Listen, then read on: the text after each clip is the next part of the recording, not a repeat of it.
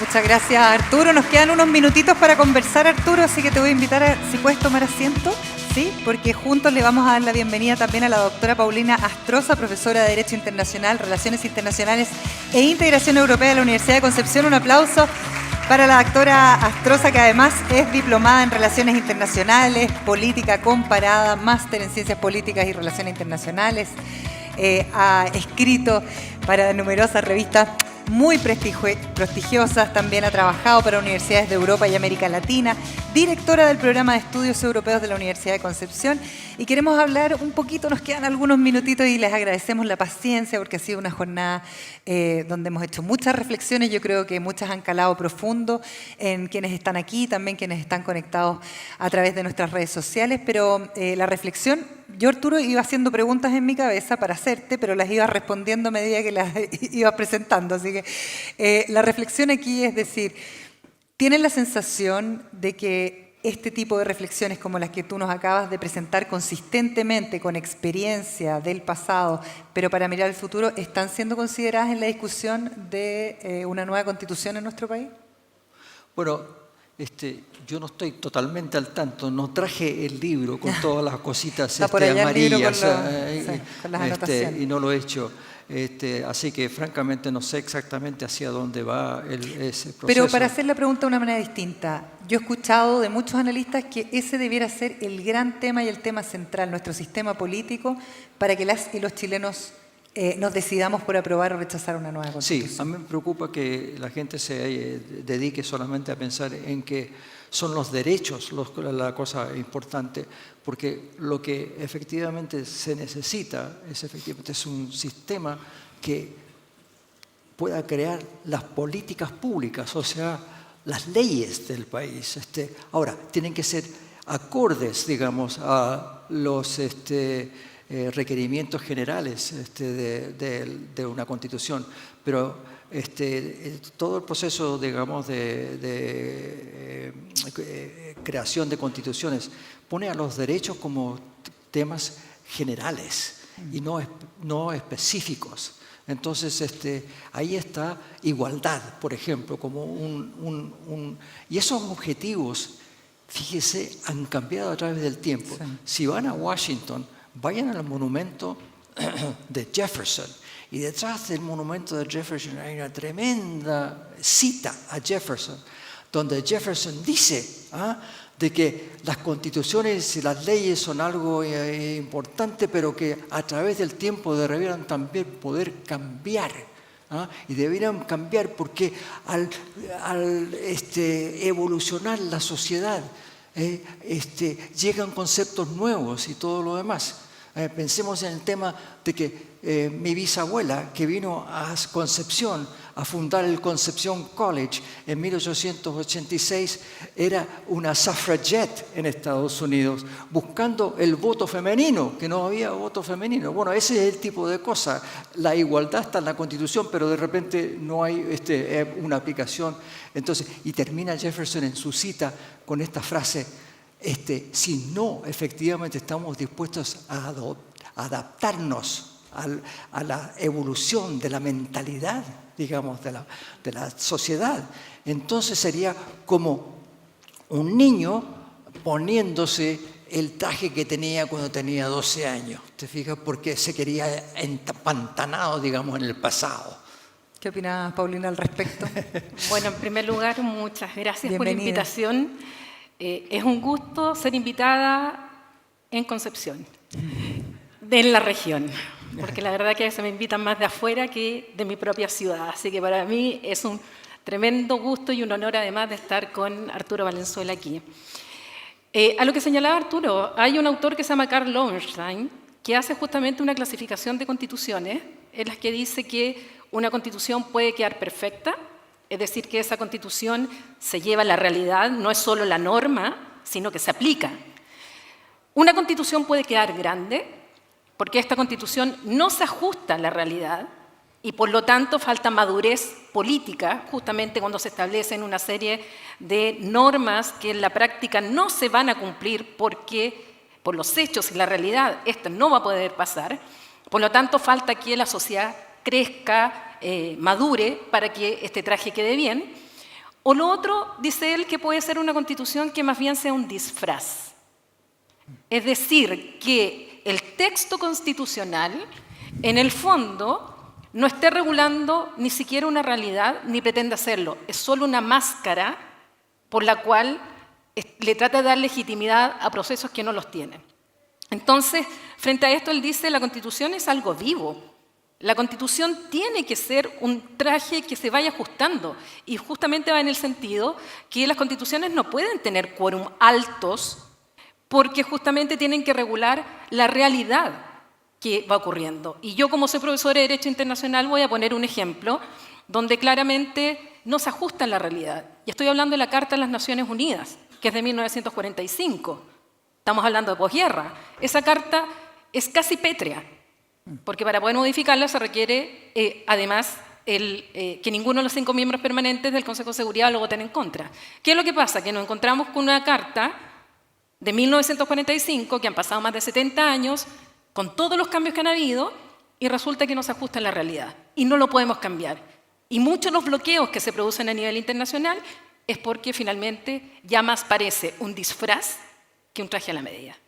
En una sociedad que además hoy día está atravesada por un factor que no existía tan abiertamente y tan masivamente hace unos 10, 15 años, que estamos hablando de la tecnología, donde el manejo de la información es diferente, el entendimiento de la información es diferente, una sociedad que apela más a los derechos probablemente que a los deberes. En medio de esa discusión pareciese que situaciones como, por ejemplo, evaluar si el golpe de Estado en nuestro país debía o no debía producirse, porque ha habido mucha discusión respecto a los últimos 50 años en nuestro país. Pero con una mirada de futuro no aparecen estas nuevas situaciones sociales por las que estamos atravesando, y a mí me da la sensación de que terminamos enquistados en una discusión que es un poco lo que dices tú, Paulina, que queda corta, que no alcanza a dar el ancho o el traje del niño a los 12 años para algo que es mucho más complejo.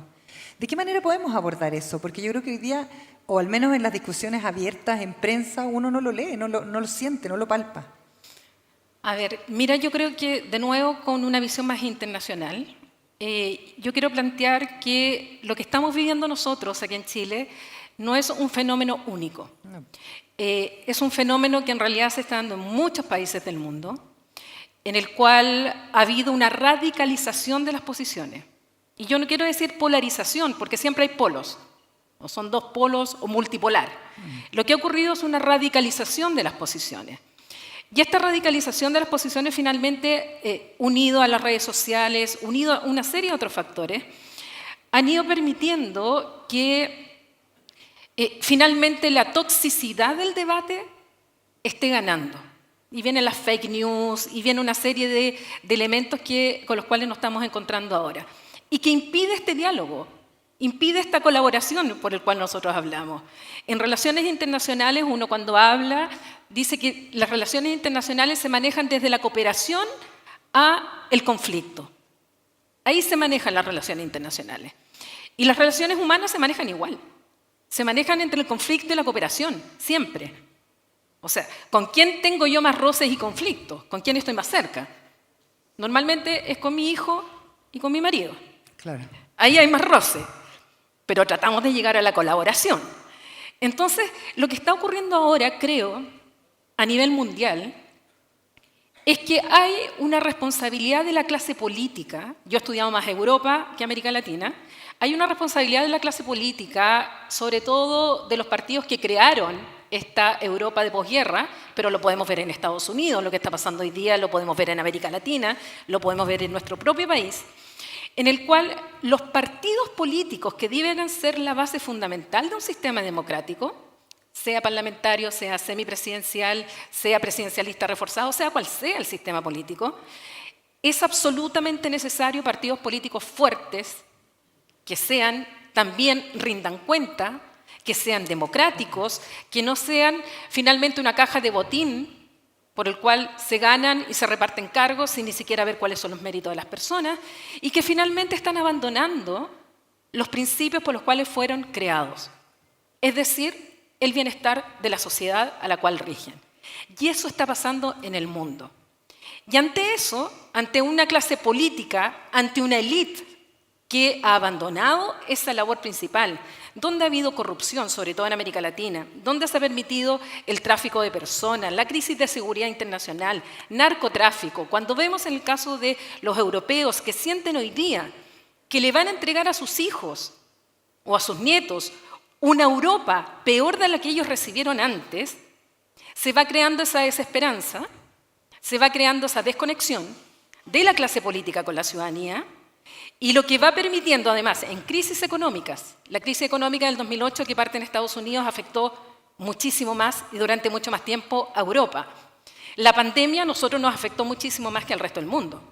No es que hayamos tenido más muertos, pero América Latina y el Caribe, según informe la CEPAL, hemos retrocedido y hemos bajado niveles de pobreza que incluso se habla de una nueva década perdida. La incorporación laboral de la mujer ha sido muy lenta.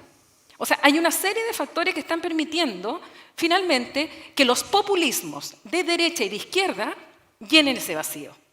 Porque hay bronca, como dicen en Argentina, o la grogne, como dicen en francés, o la rage, o la rabia, que finalmente, ¿en qué se transforman? En emociones que se transforman en voto político.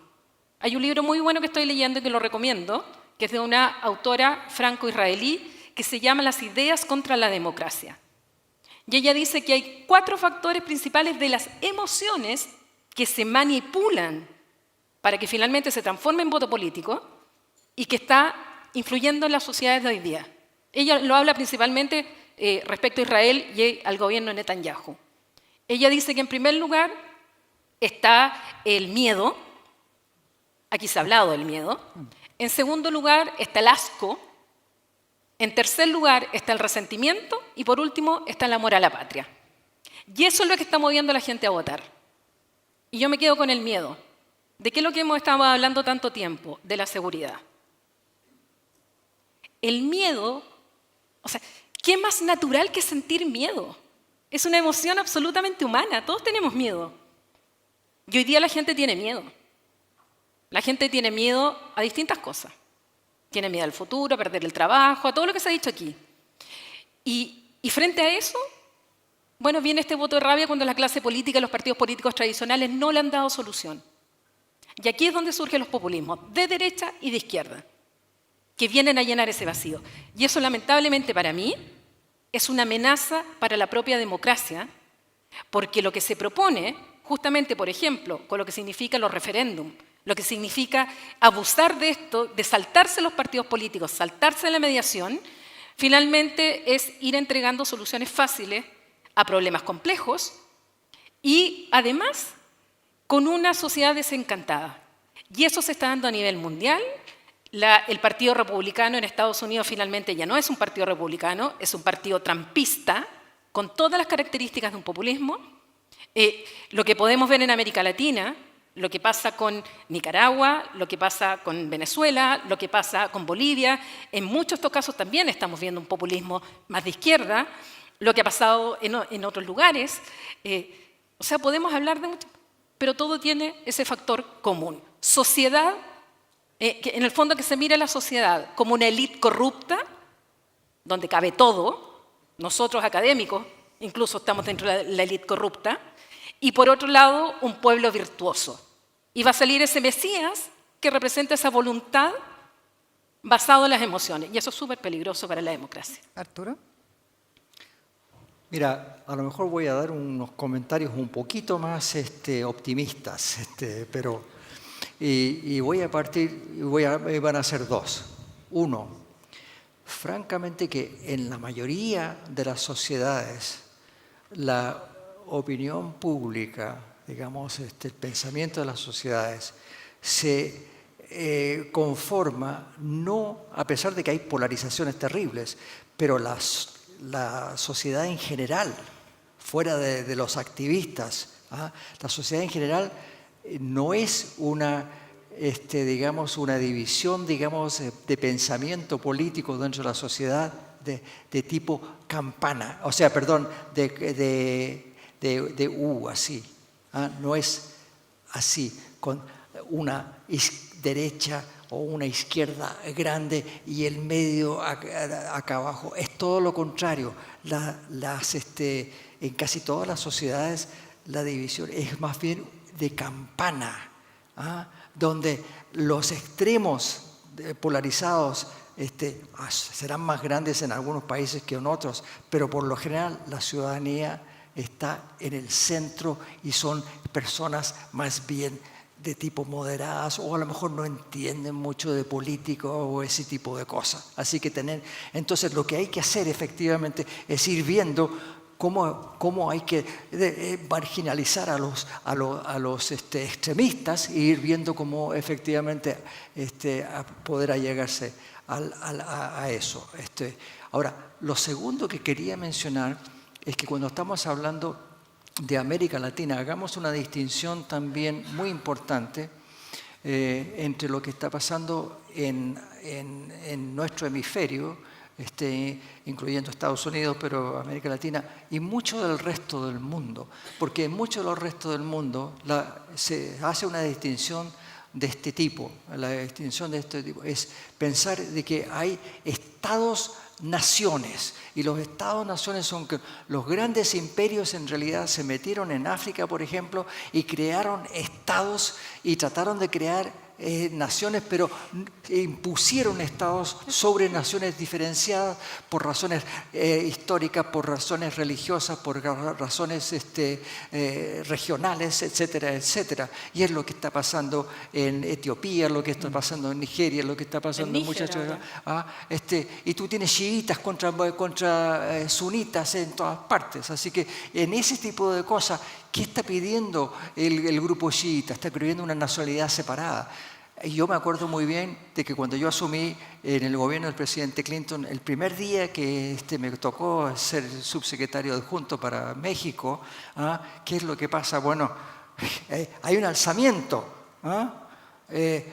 zapatista, el subcomandante Marcos. ¿Pero qué pide el subcomandante Marcos? ¿Que se cree una nación maya? ¿Con un Estado maya? No, le pide al gobierno de México que por favor, nosotros tenemos una cantidad de reivindicaciones que nos deben ustedes. Entonces no estaba, y eso es bien importante. Y termino esta parte diciendo lo siguiente, que cuando se funda Naciones Unidas después de la Segunda Guerra Mundial, ¿cuántos países latinoamericanos aparecieron? Estamos hablando, empecemos como somos empresarios, empecemos con la arquitectura fundamental de posguerra del sistema económico internacional, y me estoy refiriendo a Bretton Woods en el año 1944, en abril de 1900. Y en Bretton Woods se juntaron ¿cuántos países del mundo? Ustedes saben que entre los firmantes un 44% son países latinoamericanos, porque no existían los otros países. Año más tarde, en el 45, ¿qué se hace en San Francisco? Ahí es donde se crean Naciones Unidas. Y en Naciones Unidas, un 40% de los firmantes fueron países. Nosotros en América Latina, con Estados Unidos, son las repúblicas más antiguas del mundo. No existían estas cosas. Y efectivamente, a lo que voy con eso también es que cuando hay que diferenciar lo que está pasando en América Latina con lo que está pasando en otras partes del mundo, en este sentido. Soy más optimista en ese sentido, porque aquí somos nosotros, y la ponencia que di frente a la Universidad de Concepción cuando me invitaron muy gentilmente a otorgarme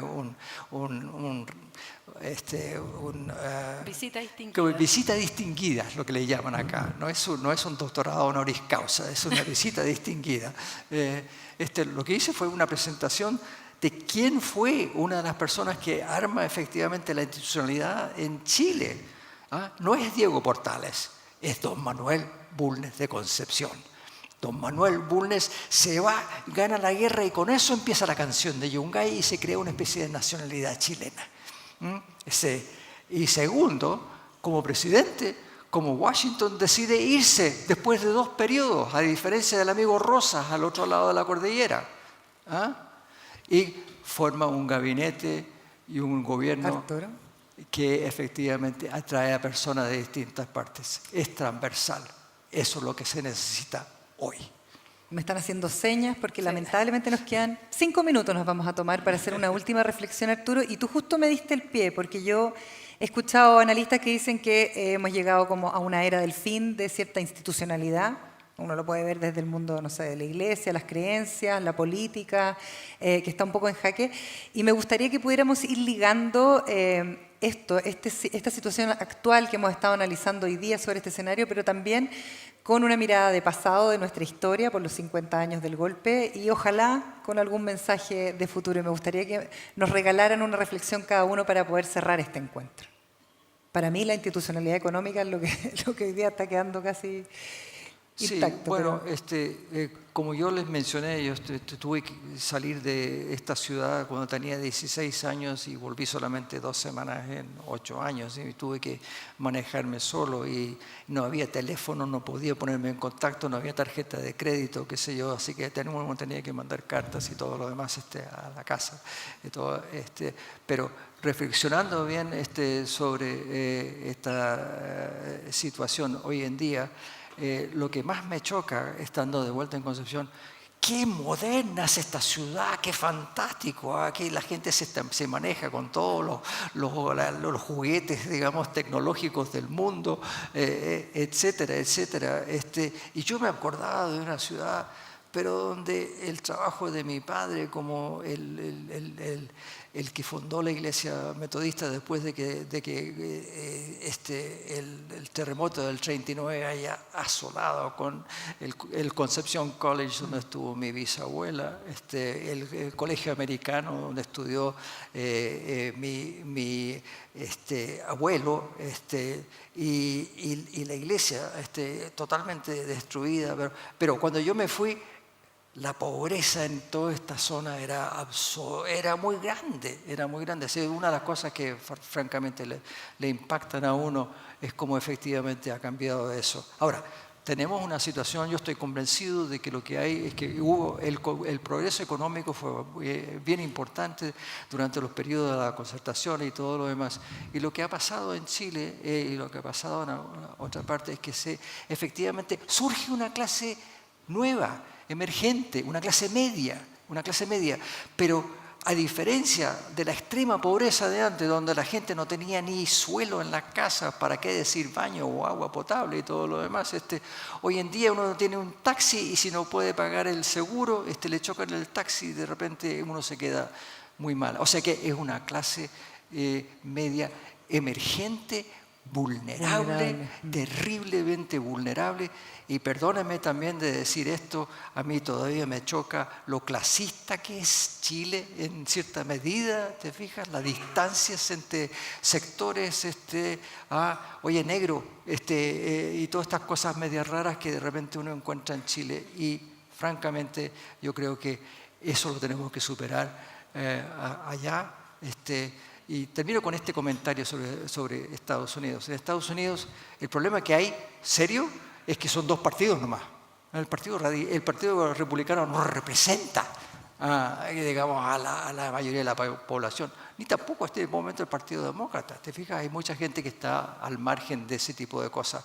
Yo prefiero un multipartidismo si efectivamente las distintas ideologías de una sociedad compleja puedan manifestarse. Termino con eso. Gracias, pero Paulina. Bueno, yo creo que estamos viviendo un mundo de transformaciones.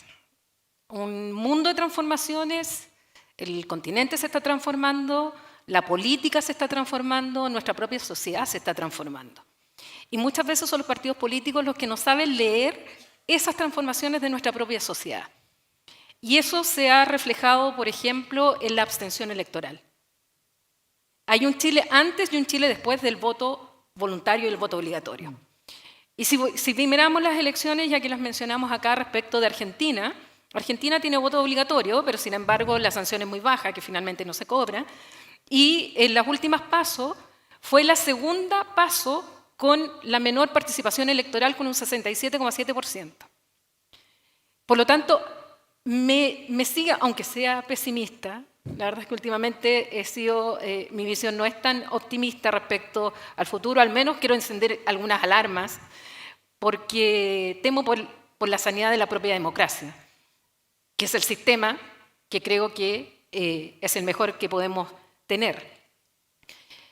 La cantidad de personas que no se sienten parte de las decisiones políticas, la cantidad de personas que se quedan en la casa y no van a votar, la cantidad de personas que terminan mordiéndose muchas veces justamente este resentimiento que yo hacía mención a esta escritora franco-israelí por el clasismo, por la segregación, por la falta de equidad, porque esta concepción moderna no ha llegado a todos los penquistas, porque hay sectores que todavía tienen, y sobre todo ahora, que vivir en lugares donde sencillamente ya llegó el narcotráfico, donde ya la violencia está. Una vez escuché a alguien decir, motivando a las mujeres, a que el cielo era el límite de las mujeres. Y yo le dije que no era verdad. Eso podría ser verdad para algunas mujeres en Chile, pero había otras que ni siquiera pueden salir de sus casas por el temor, porque están condenadas a vivir en la pobreza, porque el Estado y los partidos, que si bien se ha avanzado mucho en estos 30 años, 40 años, es cierto, avanzamos muchísimo en las cifras macro y en el avance en muchos temas, lamentablemente nos está afectando mucho en otras áreas, la salud mental, por ejemplo. Entonces, creo que eso hay que tomarlo en cuenta. Estamos viviendo un mundo de transformaciones, una sociedad que no la sabemos leer y que no podemos seguirla leyendo con un eje izquierda-derecha. Sobre todo a los jóvenes. Los jóvenes no están votando con un eje izquierda-derecha. Y es cierto lo que dice Arturo, que finalmente la gran mayoría de la población está en un eje más de centro. Pero tal como se están llevando a cabo los sistemas políticos o tal como se están llevando a cabo las elecciones últimamente, en muchos países nos están terminando haciendo elegir entre los extremos. Bueno, ¿y qué pasa con aquellos que tienen la responsabilidad de representarnos, aquellos que estamos en un sector más moderado y más de centro, sea centro-derecha o centro-izquierda? ¿Qué es la mayoría? ¿Qué está pasando con nuestra clase política? La corrupción, la falta de confianza, o sea, todo lo que estamos viviendo en estos momentos, la falta de probidad. Hablaban aquí de que estamos avanzando en la descentralización, perdónenme, pero yo creo que con lo que ha ocurrido hoy día, con lo que significa el tema de las fundaciones y los convenios, no sé cuántas décadas van a pasar para que realmente tengamos descentralización. Creo que por autoridades irresponsables que la justicia deberá determinar, nuestro proceso de descentralización no va a avanzar. Y lamentablemente por aquellos que queremos que sea así. Y lo que sí necesitamos, y este es el último, digamos, para dar un poco de optimismo, creo que esta región tiene una oportunidad muy grande para aprovechar en lo internacional el poder desarrollarnos. Yo hice mi tesis de doctorado justamente en la internacionalización de las regiones. Y creo que ahí la empresa, las universidades, el sector público-privado, tenemos un gran espacio. Pero de nuevo, como dijeron acá, tiene que ser una política mini-estado, que no a cada gobierno regional o a cada intendencia o cada autoridad se le ocurre empezar a inventar de nuevo la rueda. Y eso es lo que falta. Colaboración, cooperación, menos conflicto y una posibilidad de diálogo, pero que finalmente los recursos y el progreso, porque necesitamos crecimiento, vaya a la ciudadanía. El resto, la verdad, que queda en retórica, y yo por lo menos, y muchos, estamos cansados de la retórica. Gracias. El valor de la colaboración y también de sus opiniones. Muchas gracias, Paulina y Arturo, por estar con nosotros esta tarde. Ya se nos acabó el tiempo. Gracias a todos ustedes quienes han permanecido en nuestro salón y a toda la gente que por supuesto se conectó a través de nuestra transmisión. A nombre de CPC Bio Bio les damos realmente un agradecimiento muy profundo por participar en esta versión Impulsa 2023. Que tengan una buena tarde. Chao, chao.